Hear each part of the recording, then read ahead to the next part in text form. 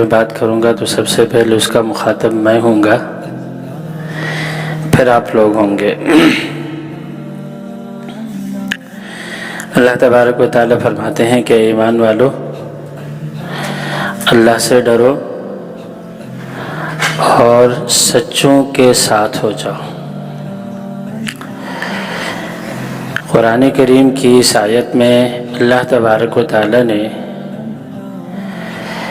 تقوی کا حکم دیا ہے اور دوسرے نمبر پر نیک لوگوں کی صحبت اختیار کرنے کا حکم دیا ہے۔ دنیا میں یہ اصول ہے کہ ماں کے پیٹ سے کوئی بھی بندہ پڑھ لکھ کے نہیں آتا۔ ساری کی ساری دنیا میں جتنے انسان ہیں سب کے سب جاہل پیدا ہوتے ہیں۔ نبی کریم صلی اللہ علیہ وسلم کا ارشاد فرمایا، کل مولود یولد علی الفطرہ فابواہ یحودانہ او ینصرانہ او یمجسانہ کما تنتج البہیمۃ العجمہ هل تجدون منہا، کہ ہر انسان پیدا ہوتا ہے، ہر بچہ پیدا ہوتا ہے تو وہ دین فطرت پہ ہوتا ہے۔ اس کے بعد ان کے والدین انہیں یہودی بناتے ہیں یا نصرانی بنا دیتے ہیں یا مجوسی بنا دیتے ہیں۔ جس طرح سے جانوروں کے بچے صحیح سلامت پیدا ہوتے ہیں، ان میں سے کوئی کنکٹا نہیں ہوتا ہے۔ حل تجدون منہا جدع، کیا ان میں سے کوئی کنکٹا نہیں ہوتا، اور پھر انسان ہی ان کے کانوں کو کاٹتے ہیں۔ اللہ تبارک و تعالیٰ نے، علماء نے لکھا ہے کہ اگر ساری کی ساری کائنات کو فطرت پہ چھوڑ دیا جائے تو ساری کائنات کے تمام انسان مسلمان ہو جائیں۔ ماحول کا اثر ہوتا ہے، کوئی انسان اپنے گھر میں اپنے بڑوں کو دیکھتا ہے، وہ مورتی کے سامنے جھکتے ہیں، اس کی پوجا کرتے ہیں تو وہ ہندو بن جاتا ہے۔ کوئی بدھا کے مجسمے کو پوجتا ہے تو وہ بدھسٹ بن جاتا ہے۔ کوئی صلیب کو پوجتا ہے تو وہ عیسائی بن جاتا ہے۔ کوئی حضرت عیسیٰ علیہ السلام کے بت، حضرت عزیر علیہ السلام کے مجسمے بنا کر ان کو پوجتے ہیں تو وہ یہودی بن جاتے ہیں۔ اور کوئی مسلمان گھر میں پیدا ہو کر کے نماز پڑھتا ہے اور دیکھتا ہے اپنے بڑوں کو تو وہ مسلمان بن جاتا ہے۔ الغرض دنیا میں جتنے ہمیں مذاہب نظر آتے ہیں یا جتنے کمالات نظر آتے ہیں، تو کسی انسان کے اندر پیدائشی طور پر کمال نظر نہیں ہوتا نہیں ہے، بلکہ وہ صحبت کی وجہ سے حاصل ہو جاتا ہے۔ جس طرح سے سائنسدان پرانے زمانے کے وہ ایک پتھر پہ محنت کر کے اس کو پارس کا پتھر کہتے تھے، کئی دھاتوں سے بکا کر کے گزار کر کے ایک دھات بناتے تھے، اس کو پارس کہتے تھے۔ مشہور لطیفہ ہے کہ ایک آدمی نے بڑی محنت کر کے ایک پارس کا پتھر بنایا۔ ساحل سمندر جا رہے تھے تو ایک آدمی سے کہا، میں نے اتنے سال لگا دیے ہیں اس پتھر کو بنانے میں، ساری زندگی اس پہ میں نے لگا دی ہے۔ بولا اس پتھر کی کیا خاصیت ہے؟ تو کہنے لگا کہ اس کی یہ خاصیت ہے کہ یہ جس چیز پہ بھی لگا دو تو وہ چیز سونے کی بن جاتی ہے۔ پتھر پہ لگاؤ پتھر سونا، تانبے پہ لگاؤ تانبا سونا، لوہے پہ لگاؤ لوہا سونا، ہر چیز سونے کی بن جاتی ہے۔ اس آدمی نے کہا کہ ذرا مجھے دے دیں، میں دیکھ لوں۔ ہاتھ میں لیا، ایسا دیکھا، سمندر میں پھینک دیا۔ وہ سر پکڑ کے بیٹھ گیا، یار تو عجیب پاگل آدمی ہے، میں نے اتنی محنت کر کے اس ٹکڑے کو بنایا تھا اور تو نے ایک لمحے میں اس کو پانی کے حوالے کر دیا، ضائع کر دیا۔ کہنے لگے تو پاگل ہے۔ بولا کیوں؟ کہا کہ اگر تو اتنی محنت خود پہ کرتا نا تو ظالم تو خود پارس بن جاتا، تو جس چیز کو چھوتا وہ سونا بن جاتی۔ دنیا کی چیزوں پہ محنت کرنے سے وہ چیز کے اندر کمال آ جاتا ہے۔ آپ دیکھ لیجئے، ایک لوہے کا ٹکڑا ہوتا ہے، 3 ڈبہ والا اس کو خریدتا ہے تو 100-150 روپے میں کلو خریدتا ہے۔ وہی لوہے کا ٹکڑا اگر بائک کا سائیکل کا کوئی پرزہ بن جائے تو 200 کے بجائے وہ 500 یا 1000 میں بکتا ہے۔ وہی لوہے کا ٹکڑا جب مختلف صحبتوں کو اختیار کر کے کوئی اور پرزہ بن جاتا ہے قیمتی گاڑی کا، تو وہ 500 600 کے بجائے 10,000 15,000 کا بن جاتا ہے۔ وہی لوہے کا ٹکڑا جہاز کا کوئی پرزہ بن جائے، پارٹس بن جائے، یا چاند پہ جانے والے راکٹ کا کوئی ٹکڑا بن جائے، تو وہ پھر کروڑوں میں بات ہوتی ہے اس کی۔ کیا ہے یہ؟ سارے کا سارا صحبت کا اثر ہوتا ہے۔ نبی کریم صلی اللہ علیہ وسلم جب تشریف لائے، صحابہ کرام ایک عام سی زندگی گزارتے ہیں۔ اس کے بعد نبی کریم صلی اللہ علیہ وسلم کا نظر کرم، اللہ کی مہربانی جس پہ ہو جاتی ہے تو وہ دنیا کا سب سے قیمتی جان بن جاتا ہے۔ حضرت عمر فاروق رضی اللہ تعالیٰ عنہ کی خلافت کا زمانہ ہے۔ ایک دفعہ بیٹھے بیٹھے خود کو کوس رہے تھے۔ کیا بول رہے ہیں کہ اپنے آپ کو کوستے ہوئے کہتے ہیں، عمر ایک وہ زمانہ تھا تم اونٹ چرایا کرتے تھے، اپنی حیثیت کو مت بھولو۔ تو کچھ اونٹ جنگل میں رہ جاتے تھے، باہر بیابانوں میں رہ جاتے تھے، کچھ کو ہم گھر واپس باڑے میں لے کے آتے تھے، تم لے کے آتے تھے، اور باپ تیرا خطاب اونٹوں کی گنتی کرنے کے بعد تجھے ڈانٹتا تھا کہ ارے تو زندگی کیسے گزارے گا، تو اونٹوں کو نہیں سنبھال سکتا۔ فرماتے تھے کہ آج آدھی دنیا کا تجھے اللہ نے امیر بنا دیا ہے اور تو حکومت چلا رہا ہے، اپنی حیثیت کو مت بھولنا۔ خود نہ تھے جو راہ پر اوروں کے ہادی بن گئے، کیا نظر تھی جس نے مردوں کو مسیحا کر دی۔ تو دوستو یہ سب کچھ کہاں سے آیا؟ جس بندے سے اونٹ نہیں سنبھلتے ہیں اس کے سامنے بادشاہ سر جھکاتے ہیں اپنے محلات میں بیٹھ کر کے۔ کسرا کے زمانے میں حضرت فاروق اعظم رضی اللہ تعالیٰ عنہ کی خلافت، جب کسرا کے دروازے پر کئی شہروں کو علاقوں کو فتح کر کے مسلمان پہنچ گئے، تو وہاں پر میٹنگ ہوئی، تو کسرا کہنے لگے آخر یہ کیسے لوگ ہیں، یہ ڈرتے ورتے نہیں ہیں، یہ ہر جگہ پہنچ جاتے ہیں، ان کو کوئی خوف نہیں ہے، ان کو کوئی رکاوٹ نہیں ڈال سکتا، لگام نہیں ڈال سکتا۔ دو بندے کہنے لگے کہ بادشاہ سلامت، بات یہ ہے کہ یہ سب کچھ دبدبہ ان کے امیر عمر کی وجہ سے، اگر اس کا کام تمام کر دیا جائے، یہ سارے فتوحات رک جائیں۔ تو اس نے اعلان کیا کہ کون جائے گا عمر کو ختم کرنے کے لیے۔ دو بندے وہاں سے اٹھے، کہا کہ ہم یہ کام تمام کریں گے، کتنا انعام دو گے؟ بہت کچھ انعام کا بولا۔ تو فارس سے ایران سے وہ سفر کر کے مدینہ طیبہ تشریف لے گئے، اور جب پہنچے تو دوپہر کا وقت تھا۔ کسی سے پوچھا تمہارا بادشاہ کہاں ہے؟ کہنے لگے ہمارے ہاں بادشاہ تو نہیں ہوتا ہے، البتہ ہمارے امیر المومنین ہیں حضرت عمر، وہ باہر باغ میں گئے، شاید وہاں پر ہوں گے، ملیں گے۔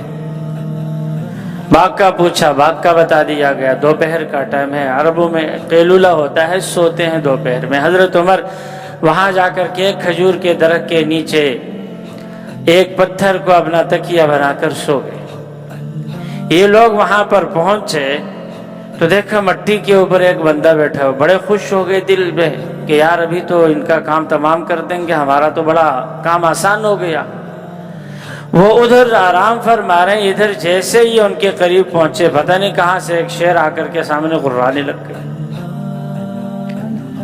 جیسے شیر کو دیکھا تو ان کی تو ہوا ہی نکل گئی، وہ بھاگ کر کے کھجور کے درخت کے اوپر چڑھ کے اپنی جان بچا کر کے بیٹھے۔ حضرت عمر رضی اللہ تعالی عنہ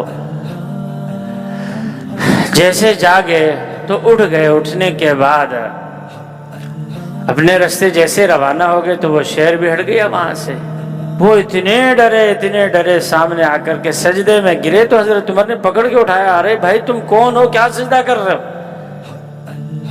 تو پھر انہوں نے پورے کا پورا ماجرا سنایا کہ ہم فارس سے تیرے قتل کے لیے آئے تھے اور تم سو رہے تھے تو ہم تو سمجھے بھائی کام آسان ہو گیا، اتنے میں شیر نے آ کر کے تیری حفاظت کی ہے۔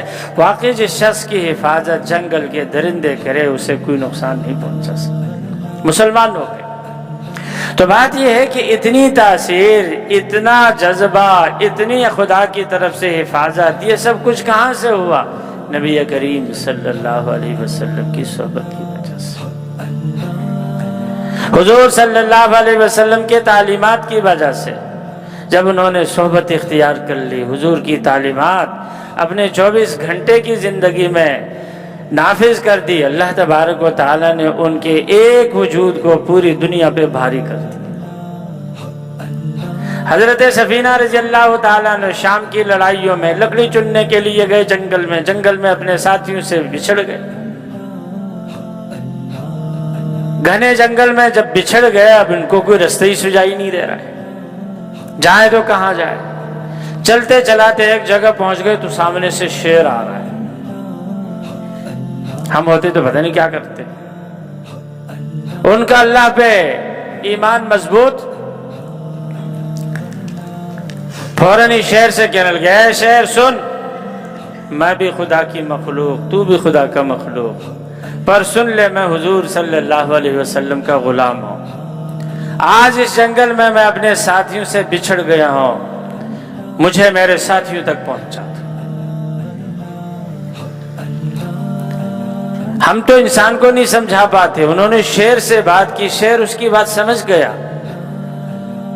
اس نے ایک آواز نکالی اور اس کے بعد ان کی طرف پش کر کے اپنی دم ہلائی، آگے آگے شیر اور پیچھے پیچھے حضرت سفینہ رضی اللہ تعالیٰ عنہ۔ چلتے چلاتے جنگل کے آخری کونے تک پہنچے جہاں سے ان کے ساتھی نظر آ رہے تھے، تو شیر نے پہلے ساتھیوں کو دیکھا، پھر ان کی طرف دیکھا اور اس کے بعد ایک دھاڑ ماری اور ایک سائیڈ کو چلا گیا۔ حضرت سفینہ رضی اللہ تعالیٰ عنہ اپنے ساتھیوں سے چل پڑے، ان کو کیا صحبت ملی۔ اس لیے ہمارے علماء کرام فرماتے ہیں جس انسان نے ایمان کی حالت میں ایک سیکنڈ کے لیے پیارے آقا صلی اللہ علیہ وسلم کی زیارت کی، صحبت اختیار کی، سارے دنیا کے قطب ابدال ایک طرف، وہ ان کے مقام تک نہیں پہنچ سکتے۔ تو میرے دوستو، اب پیغمبر تو ہے ہی نہیں، ہمارے زمانے میں جو نیک اللہ کے نیک بندے ہیں، ہم ان کی صحبت اختیار کیا کریں۔ ہر چیز کا اثر ہوتا ہے صحبت کی وجہ سے۔ کہتے ہیں خربوزے کو دیکھ کے رنگ پکڑتا ہے۔ جب ایک پھل کے اندر یہ خاصیت ہے، وہ صحبت اختیار کر لے تو صحبت کی وجہ سے اس کے اندر تاثیر آ جاتی ہے، تو ہم اگر کسی اللہ کے نیک بندے کی صحبت میں چلے جائیں تو ہمارے اندر کیوں نہیں تاثیر آئے گی۔ شیخ سعدی رحمہ اللہ کا ایک شعر ہے، بلکہ قطع ہے،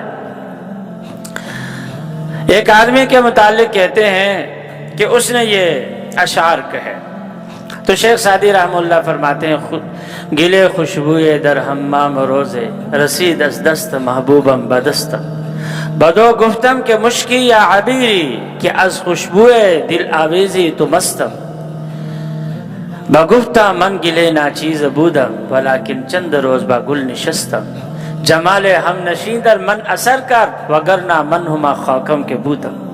کہا کہ میں حمام، پرانے زمانے میں حمام ہوتے تھے، ایک حوض ہوتا تھا، اس میں جو لوگ جا کے نہاتے تھے، تو کہا کہ وہاں پر ایک دوست سے جب میں ملا تو ان کے ہاتھ کو مٹی لگی ہوئی تھی، ہاتھ میں لایا تو ان کے ہاتھ کی مٹی میرے ہاتھ کو لگی، پر جیسے ہاتھ میں نے اٹھایا تو بڑی عمدہ قسم کی خوشبو آئی۔ میں نے اس کو دیکھا تو ایک مٹی ہے ذرا سی اور اس سے یہ خوشبو آ رہی ہے، تو میں نے اس مٹی کو مخاطب کر کے کہا کہ یہ بتاؤ تم مشک ہو یا عنبر ہو کہ تمہاری بھینی بھینی خوشبو کی وجہ سے میں مدہوش ہو رہا ہوں۔ تو وہ مٹی آگے مجھ سے مخاطب ہو گئی، مٹی کہنے لگی، ارے بھائی میں تو ایک ناچیز مٹی ہوں، جیسے عام طور پر مٹی ہوا کرتی تھی، اتنی سی بات ہے کہ چند دن میرے پھول کے ساتھ گزرے ہیں تو میرے دوست کی صحبت نے میرے اندر اثر کر دیا۔ تو دوستو ہم نیک لوگوں کی صحبت اختیار کریں، جہاں پر بھی واعظ و نصیحت کی بات ہوتی ہے ہم وہاں پر کچھ دیر بیٹھیں۔ ممکن ہے کہ کسی کے دل سے نکلی ہوئی بات آ کر کے ہمارے دل میں لگ جائے اور ہماری زندگی کے پلٹنے کا وہ لمحہ ہو جائے۔ بہت سارے احباب کو شکایت ہوتی کہ یار ہم اتنی دفعہ گئے، ہمارے اندر کوئی اثر ہی نہیں آیا، ہمارے اندر کوئی تبدیلی نہیں آئی۔ شیخ سعدی رحمہ اللہ اس کے متعلق بھی فرماتے ہیں، باراں کے در لطافت تبش خلاف نیس، باراں کے در لطافت تبش خلاف نیس، در باغ لالا رویا و در شور بوم خس۔ فرماتے ہیں بارش کو دیکھ لو، اس کی پاکیزگی اور لطافت میں کسی کو کوئی اختلاف نہیں۔ وَأَنزَلْنَا مِنَ السَّمَاءِ مَاءً طَهُورًا، اللہ فرماتے ہیں ہم نے آسمان سے پاکیزہ پانی کو اتارا۔ پاکیزہ پانی دنیا میں بارش کا پانی، فرماتے ہیں لیکن یہی بارش کا پانی اگر کسی باغ میں بارش ہو جائے تو وہاں پر گل لالا اگتا ہے، اور کسی بیکار زمین پہ ہو تو وہاں پر خس و خاشاک اگتا ہے، بیکار چیز۔ تو جہاں کہیں پر بھی نیک لوگوں کی صحبت میں ہم جاتے ہیں نا دوستو، اگر ہمیں فائدہ نہیں ہوتا ہے تو اس کا مطلب یہ ہے کہ ہماری زمین کے اندر نقصان ہے، ان کے اندر نقصان نہیں ہے۔ ہم اپنے ظرف کو بڑھا دیں، اپنے اندر صلاحیت پیدا کر لیں، تاکہ وہاں کی جو باتیں ہمارے دل میں بیٹھیں اور ہمارے نیک اعمال کے اندر مزید ترقی ہو جائے۔ چشمے کا پانی جو بھی پینے کے لیے جاتا ہے تو اپنے ظرف کے مطابق وہ لے کے آتا ہے۔ اگر چڑیا پیے گی تو اس کی چونچ میں جتنا آئے گا اتنا ہی اٹھائے گی، کوا پیے گا تو اپنے چونچ میں جتنا اٹھائے گا اتنا ہی پیے گا، بچہ جائے گا تو تھوڑا سا ایک کٹورا لے گا، بڑی عورت جائے گی تو ایک بہت بڑی بالٹی بھر کے لائے گی، اور کوئی پہلوان جائے گا تو پورے کا پورا مشکیزہ بھر کے لائے گا۔ ہاتھی پیے گا تو اپنے حساب سے، بکری پیے گی تو اپنے حساب سے۔ ہر انسان کا اپنا ظرف ہوتا ہے، جو انسان جس ظرف کا ہو، جتنی صلاحیت رکھے اتنا اس کو فائدہ ملتا ہے۔ تو یہ قصور اپنے اندر ہوتا ہے، سامنے والے کا نہیں۔ بہت سارے لوگ خواب دیکھتے ہیں اور خواب میں نبی کریم صلی اللہ علیہ وسلم کی زیارت ہو رہی ہے، بڑی خوش نصیبی کی بات ہے۔